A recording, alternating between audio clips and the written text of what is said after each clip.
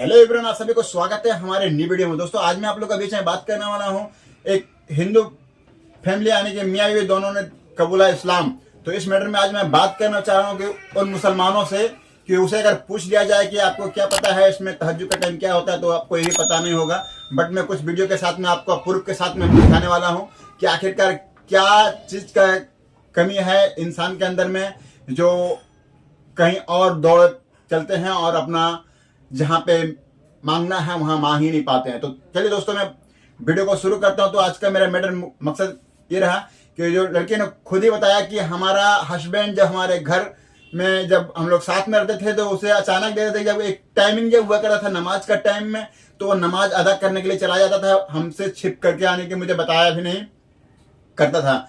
और अचानक एक दिन का वाकया ऐसा है सामने कि फजर का जब टाइम होता है तो मैंने कभी भी लाइव प्रूफ नहीं देखा था कि नमाज किस तरह अदा करता है। मैं सोशल नेटवर्क पे देखा कर इस तरह का ये नमाज होता है। तो बट उसे देखा मैं फजर का टाइम में, जब हमारा नींद खुला देख रहे हैं हमारा हस्बैंड नमाज पढ़ रहे थे। तो इस दौरान में हमने तुरंत अपना फादर इन लॉ को कॉल किया, यानी कि अपना ससुर को कॉल किया और कॉल करके बताया कि ऐसा ऐसा मैटर है। तो उन्होंने ये बताया कि ये बात को गुप्त रखो, इसे किसी को बताना मत, मैं इसके बारे में बात करूंगा। इसके बाद इस तरह का काफी दिनों बाद बीत जाने के बाद उन्होंने बताया कि देखो मैं गलत नहीं कर रहा हूं, और अगर आपको इस मैटर में अगर गलत लग रहा है तो फिर कोई बात ही नहीं है यहाँ पे।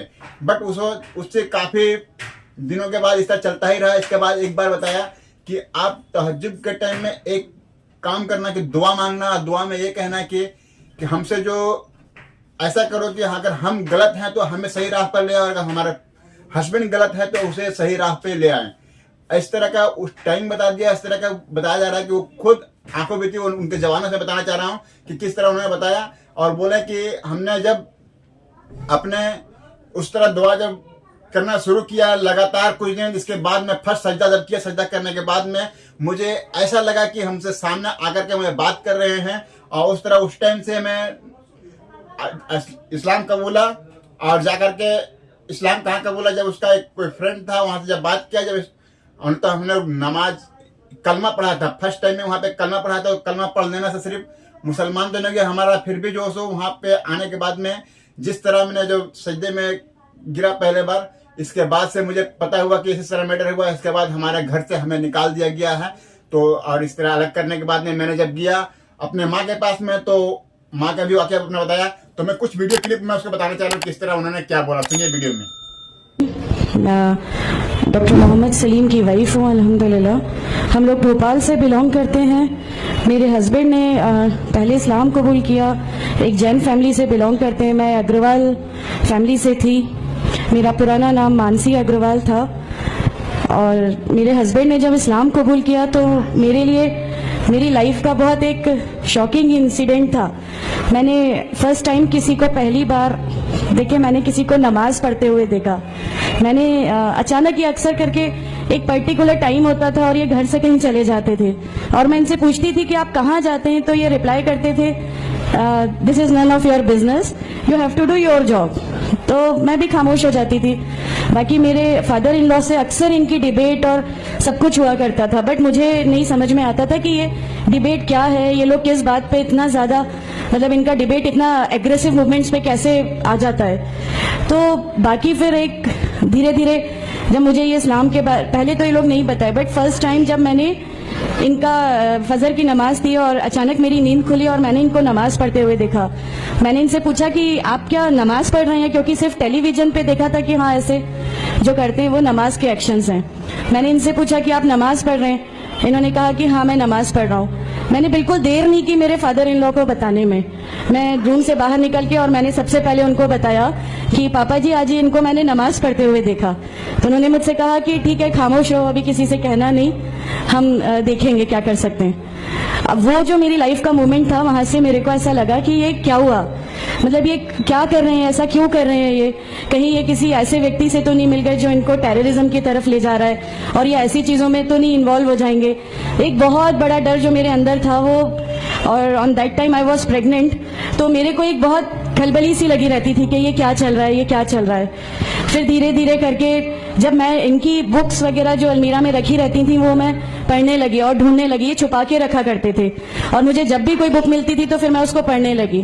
तो मुझे उसमें ऐसा कुछ लगता जरूर था कि पता नहीं कुछ है, कोई डिफरेंट चीज है, क्योंकि मैंने देखा कि इनके अखलाक, इनकी सब चीजें बिल्कुल चेंज हो गई। जो ये पहले थे उससे ये बिल्कुल अलग हो गए। तो मुझे ऐसा पर्सनली लगता था कि इस प्लेटफॉर्म ने इनको ऐसा क्या दिया जो मेरे हस्बैंड को बिल्कुल चेंज करके रख दिया। मतलब अल्हम्दुलिल्लाह ये उस समय कोशिश करते थे कि जो नबी की सुन्नतें हैं, जो हमारे नबी सल्लल्लाहु अलैहि वसल्लम ने किया, अपनी वाइफ की मदद करना, अपनी वाइफ के साथ किस तरह उसके हुकूक की अदायगी करना, ये सब कुछ वहां अल्हम्दुलिल्लाह करने लगे। और मुझे जो इनका ये ड्रास्टिकल चेंज था, जो इनको इस प्लेटफॉर्म पे आए हुए 6 मंथ्स या 1 ईयर हुआ होगा, वो देख के मेरे लिए एक बहुत बड़ा एक सरप्राइज था कि ये क्या हुआ। फिर उसके बाद मुझे लगा कि नहीं, मैं भी अब इसको जानती हूँ, मैं भी अब पढ़ूंगी। और फिर मैं अपने फादर इन लॉ और इनकी डिबेट सुनने लगी। तो जैनिज्म में गॉड कॉन्सेप्ट है ही नहीं। हर वो व्यक्ति जो बहुत ज्यादा इल्म हासिल कर लेता है, बहुत ज्यादा नॉलेज हासिल कर लेता है, तो वो एक लिमिट पर आकर नौजुबिल्लाह गॉड का वो मुकाम हासिल कर लेता है और लोग उसी की फिर पूजा करने लगते हैं, उसी की वर्कशिप करने लगते हैं। तो मेरे दिमाग में, मैं अग्रवाल फैमिली से थी, तो मेरे दिमाग में था कि नहीं, हमारे जो भगवान है वो 3-4 हाथ वाले हैं, इनका क्या एक ही गॉड है जिसको जाके आपको पूजना है। तो नहीं, मैं इनसे तो कुछ नहीं मांगूंगी, 3-4 हाथ वाले भगवान ही होते हैं, ये नहीं कुछ वो ऐसा रखते। तो वहां से एक थोड़ा सा डिस्ट्रैक्शन मेरे को गॉड कॉन्सेप्ट का आया। और ईश्वर है जो इस दुनिया को चला रहा है, ये हमेशा मेरे एक जहन में रहता था।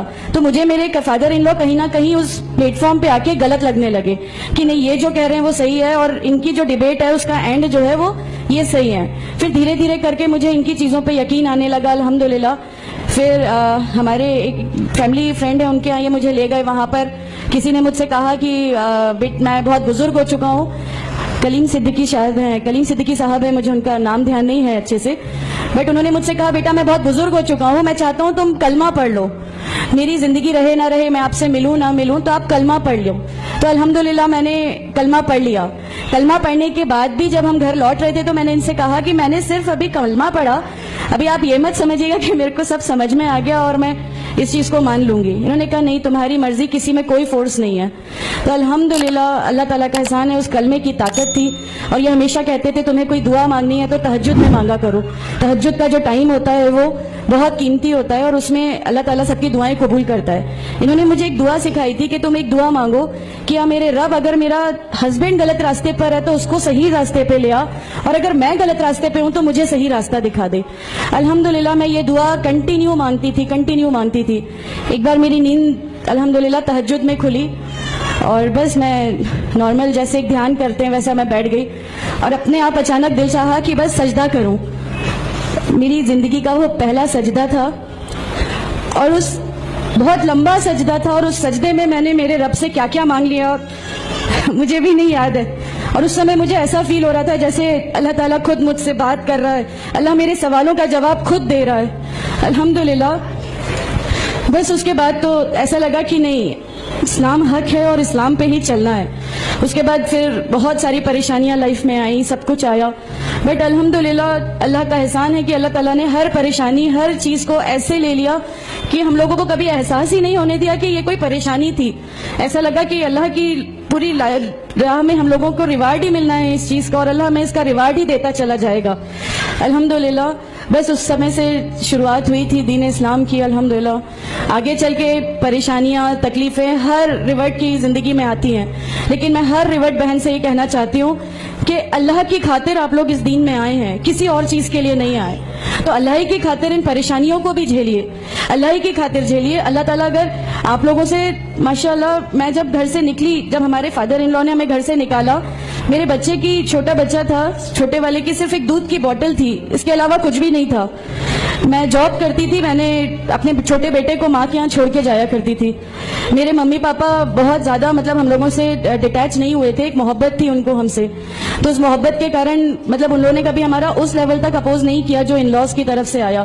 तो जब मैं मेरे मायके गई और मैंने अपने बच्चे को लिया और मैंने कहा कि माँ हमने वो घर छोड़ दिया, हमें उस घर से उन लोग निकाले, ऐसा करके माँ है बहुत रोई, तुम लोग क्यों ऐसा कर रहे हो, क्या करोगे, कैसे रहोगे, दोनों छोटे बच्चे हैं, क्या होगा। मैंने कहा कि माँ आप सिर्फ एक माँ हो ना, वो मुझे 70 माओं के बराबर मोहब्बत करता है। तो जो रब मुझे मेरी 70 माओं के बराबर मोहब्बत करता है, वो कैसे इस दुनिया में मुझे रुसवा कर सकता है। सिर्फ एक छोटा सा ये विश्वास था, अल्हम्दुलिल्लाह उस विश्वास को रखते हुए सारी चीजें, सब परेशानियां ऐसे अल्लाह ताला ने ले ली कि उसका मेरे पास कोई मतलब कहने के लिए भी शब्द नहीं है, अल्हम्दुलिल्लाह। और मैं आप लोगों से सबसे गुजारिश करती हूँ, और अगर अल्लाह ने मुझे आप लोगों की एक ऐसी बहन बना दिया जो आपकी परेशानियां, आपकी हर उसमें, हमारा घर, हमारी सब कुछ अल्हम्दुलिल्लाह आपके लिए है, क्योंकि हम लोग ठान के बैठे हैं, हमारा जीना मरना, हमारी नमाजें, हमारा सब कुछ सिर्फ अल्लाह के लिए है। और यहीं से यही लेके हमको। तो दोस्तों आप देख पा रहे हैं कि किस तरह क्या बताएं, और इस तरह का मैटर हुआ कि जब वो इस्लाम कबूल है, तो मैं इस वीडियो के माध्यम से आप लोग को ये बताना चाह रहा हूं कि जो मुसलमान हैं वो अपना भी धर्म को नहीं कर पाते हैं पूरा, यानी कि आप समझ सकते हैं कि एक अदर कास्ट का महिला जो हमारा कौम को कबूला है, उन्होंने क्या बात कह के गया। तो आप समझ सकते हैं दोस्तों कि अगर मान लीजिए आप इस टाइम को कि क्या है जिंदगी, आखिरत क्या है, इसके बारे में सब कुछ जानना बहुत जरूरी है। तो चलिए दोस्तों, आज के लिए मेरा इतना ही। मैं फिर मिलूंगा आप लोगों के बीच में ऐसा ही कोई नई वीडियो का साथ में। अगर अच्छा लगा होगा तो हमारे चैनल को सब्सक्राइब कर दीजिएगा और वीडियो को लाइक कीजिएगा। मिलते हैं अगले वीडियो में, तब तक के लिए गुड लक।